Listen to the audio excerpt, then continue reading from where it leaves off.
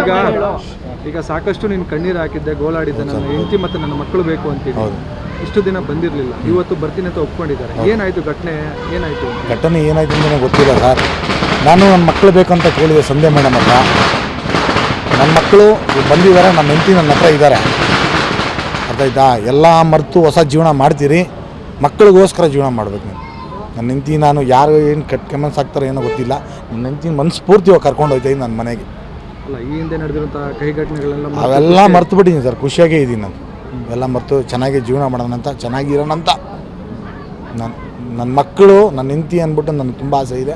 ಕರ್ಕೊಂಡು ಮನಸ್ಫೂರ್ತಿ ನನ್ನ ಹೆಂಡತಿನೂ ಹೋಗ್ತಾ ಇದ್ದೀನಿ. ಅಲ್ಲ, ಈ ಹಿಂದೆ ನೀವು ಲೀಲಾ ಅವ್ರ ಮೇಲೆ ಸಾಕಷ್ಟು ಆರೋಪ ಮಾಡಿದ್ರು, ಲೀಲಾ ಅವರು ನಿಮ್ಮ ಮೇಲೆ ಆರೋಪ ಮಾಡಿದ್ರು. ಅದೆಲ್ಲ ಮರ್ತು ಬಿಟ್ಟಿದ್ದೀನಿ ಸರ್, ಎಲ್ಲ ಮರ್ತು ಬಿಟ್ಟಿದ್ದೀನಿ.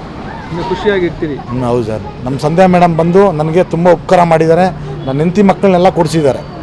ಇಷ್ಟು ದಿನ ಯಾರು ಕೊಡಿಸಿದ್ರೋ ಕೊಡಿಸಿಲ್ಲ ನನಗೆ ಗೊತ್ತಿಲ್ಲ.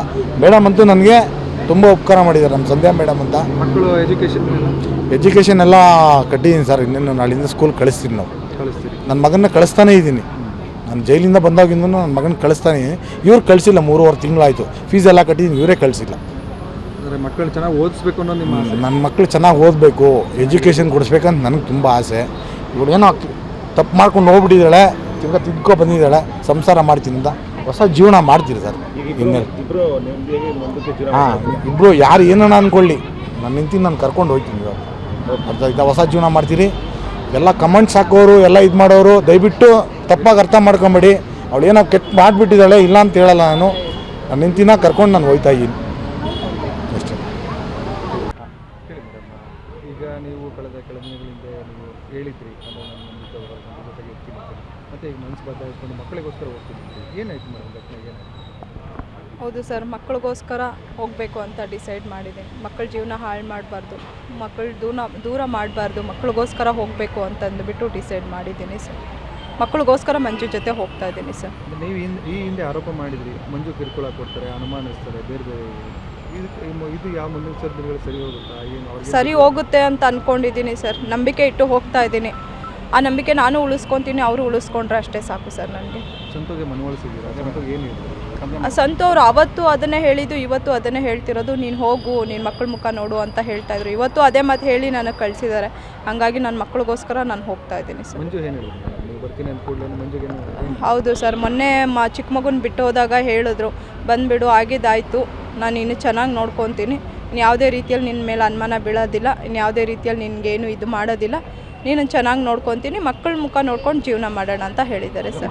ಇದೇ ಹೌದು ಸರ್, ಮಕ್ಕಳ ಭವಿಷ್ಯಕ್ಕೋಸ್ಕರ. ಹಿಂದೆ ನೀವು ಹೋಗಿದ್ರಿ, ರಾಜ್ಯ ಪಂಚಾಯತ್ ದೊಡ್ಡವ್ರು ಮಾಡಿದಾಗ ಹೋಗಿದ್ರಿ, ಅವತ್ತೇನೋ ಮತ್ತೆ ಹೊಡೆದ್ರು ಅಂತೇಳಿ ಪೊಲೀಸ್ ಸ್ಟೇಷನ್ಗೆ ಹೋಗಿದ್ರಿ. ಹೌದು ಸರ್, ಅದೆಲ್ಲ ಆಯಿತು.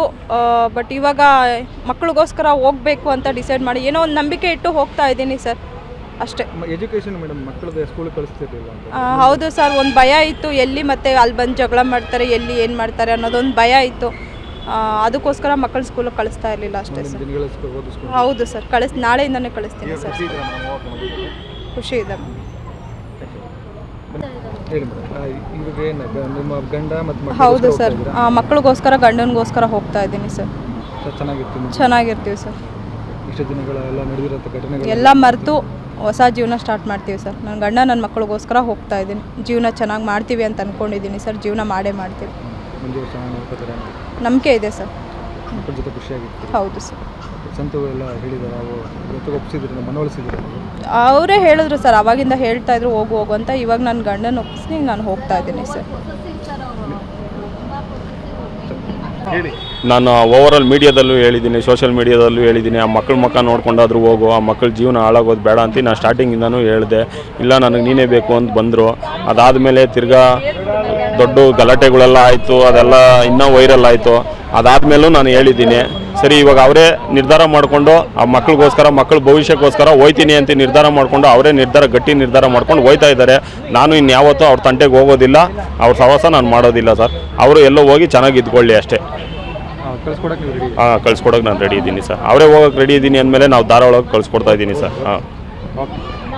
ಕಳೆದ ಕೆಲ ತಿಂಗಳುಗಳ ಹಿಂದೆ ಮಕ್ಕಳನ್ನು ಬಿಟ್ಟು ತಾಯಿ ಬೇರೊಬ್ಬರ ಜೊತೆ ಹೋಗಿದ್ದಾರೆ ಅನ್ನೋದು ಸಾಕಷ್ಟು ಸುದ್ದಿ ಆಗಿತ್ತು. ಈ ಒಂದು ಪ್ರಕರಣ ಸಂಬಂಧಪಟ್ಟಂತೆ ಇವತ್ತು ಲೀಲಾ ಮಂಜು ಒಂದಾಗಿದ್ದಾರೆ ಅನ್ನೋಂಥದ್ದು ಸೋಷಿಯಲ್ ಮೀಡಿಯಲ್ಲಿ ವೈರಲ್ ಆಗಿದೆ. ಏನು ಮಾಡಿದೆ? ಎಸ್, ಸತತ 3 ಮಂತ್ಸಿಂದ ಎಲ್ಲ ಸೋಷಿಯಲ್ ಮೀಡಿಯಾದಲ್ಲಿ, ಎಲ್ಲ ಸ್ಯಾಟಲೈಟ್ ಮೀಡಿಯಾದಲ್ಲಿ ಮಂಜು ಹಾಗೆ ಲೀಲಾದು ಸತತ ವೈರಲ್ ಆಗಿತ್ತು. ಆ್ಯಂಡ್ ಇವತ್ತು ಅವ್ರು ಒಂದಾಗ್ತಾ ಇರೋದು ಒಂದೇ ವಿಚಾರ, ಮಕ್ಕಳಿಗೋಸ್ಕರ. ಯಾರೂ ಅಷ್ಟೇ ತಂದೆ ತಾಯಿ ಇದ್ದು ಮಕ್ಕಳು ಅನಾಥರಾಗುವಂಥ ಕೆಲಸ ಯಾವತ್ತೂ ನಾನು ಹಾಗಾಕು ಬಿಡೋದಿಲ್ಲ. ಇಬ್ಬರಲ್ಲೂ ಪ್ರೀತಿ ಇದೆ, ಇಬ್ಬರಲ್ಲೂ ಬೆಟ್ಟದಷ್ಟು ಪ್ರೀತಿ ಇದೆ, ಯಾವುದೇ ಥರ ಸಮಸ್ಯೆ ಇಲ್ಲ. ಒಂದು ಚಿಕ್ಕ ಸಮಸ್ಯೆ ಇಷ್ಟರ ಮಟ್ಟಿಗೆ ದೊಡ್ಡದಾಗುವಂಥದ್ದಾಯಿತು. ಬಟ್ ಇನ್ನು ಮುಂದೆ ಯಾವುದೇ ಥರ ಸಮಸ್ಯೆ ಬರೋದಿಲ್ಲ.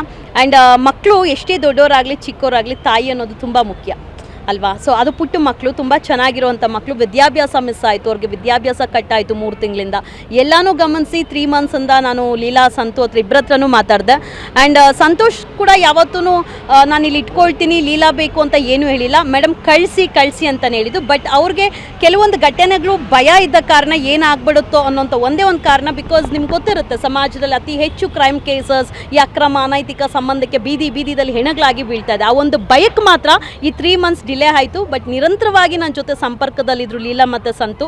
ಎಷ್ಟು ಮಾತು ಅವಳಿಗೆ ಹೇಳಿದ್ದೇನೆಂದರೆ ಅದು ಹೇಳೋಕ್ಕಾಗಲ್ಲ. ಪ್ರತಿ ಸಲನೂ ನಾನು ಇಲ್ಲ ಅಂದ್ರೂ ಒಂದು 10-15 ಟೈಮ್ಸ್ ಭೇಟಿ ಮಾಡಿದ್ದೀನಿ, ಹೇಳಿದ್ದೀನಿ. ಎಲ್ಲವನ್ನೂ ಅರ್ಥ ಮಾಡಿಕೊಂಡು ಲೀಲಾ ಒಂದೇ ಹೇಳಿದ್ದು, ಮೇಡಮ್ ನನ್ನ ಮಕ್ಕಳಿಗೋಸ್ಕರ ನಾನು ಹೋಗ್ತೀನಿ, ಮಂಜುವಿಂದ ಯಾವುದೇ ಥರ ನಂಗೆ ತೊಂದರೆ ಆಗಿರಲಿಲ್ಲ. ಬಟ್ ಒಂಚೂರು ಅನುಮಾನ ಈ ಮಟ್ಟಕ್ಕೆ ತಂದು ನಿಲ್ಲಿಸ್ತು. ಇನ್ನು ಮುಂದೆ ಎಲ್ಲೂ ಸಹ ಸಂತೋಷ್ಗಾಗಲಿ ಲೀಲಾಗಾಗಲಿ ಕಾಂಟ್ಯಾಕ್ಟ್ ಇರೋದಿಲ್ಲ.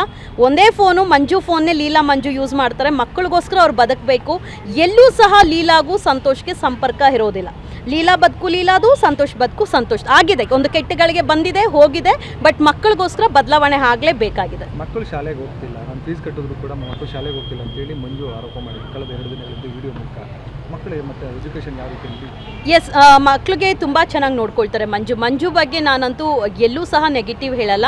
ಅವರು ಕುಟುಂಬ ಅಂತ ಅಂದರೆ ನೋಡಿ, ಈ ಕಾಲದಲ್ಲಿ ಹೆಂಡತಿ ಬಿಟ್ಟೋದ್ಲು ಬಿಡಿ, ಇನ್ನೊಬ್ಬನ ಜೊತೆ ಹೋಗೋಣ ಅನ್ನೋಂಥದ್ರಲ್ಲಿ ಮಂಜು ಸತತ ಮಾಡಿದ್ದೇನು, ನಾನು ಹೆಂಡತಿ ಬೇಕು, ನನ್ನ ಮಕ್ಕಳು ಬೇಕು ಅಂತ ಹೇಳಿ. ಸೊ ಇವತ್ತು ಆ ಕೆಲಸ ಆಗಿದೆ. ಮಕ್ಕಳಿಗೆ ಫೀಸ್ ಕಟ್ಟಿದ್ದಾರೆ. ಬಟ್ ಕಳಿಸೋದಕ್ಕೆ ಭಯ ಆಗ್ತಾಯಿತ್ತು, ಏನಾಗ್ತಾಯಿತ್ತು ಅಂತ. ಮತ್ತು ಸ್ಕೂಲಲ್ಲಿ ಗೊತ್ತಲ್ವಾ, ಇವ್ರದ್ದೆಲ್ಲ ತುಂಬ ಸೋಷಿಯಲ್ ಮೀಡಿಯಾದಲ್ಲಿ ವೈರಲ್ ಆಗಿದ್ದಕ್ಕೆ ಮಕ್ಕಳಿಗೂ ಸಹ ಸ್ವಲ್ಪ ಡ್ಯಾಮೇಜಸ್ ಆಗಿತ್ತು. ಈಗ ಶಾಲೆಯಲ್ಲೂ ಸಹ ಅವ್ರ ಸಂಬಂಧಿಕರೆಲ್ಲ ಮಾತಾಡಿ ಈಗ ನಿರಂತರವಾಗಿ ಶಾಲೆಗೆ ಕಳಿಸುವಂಥ ವ್ಯವಸ್ಥೆ ಆಗುತ್ತೆ. ಸಂಧ್ಯಾ ಅಂತ ಹೇಳಿ.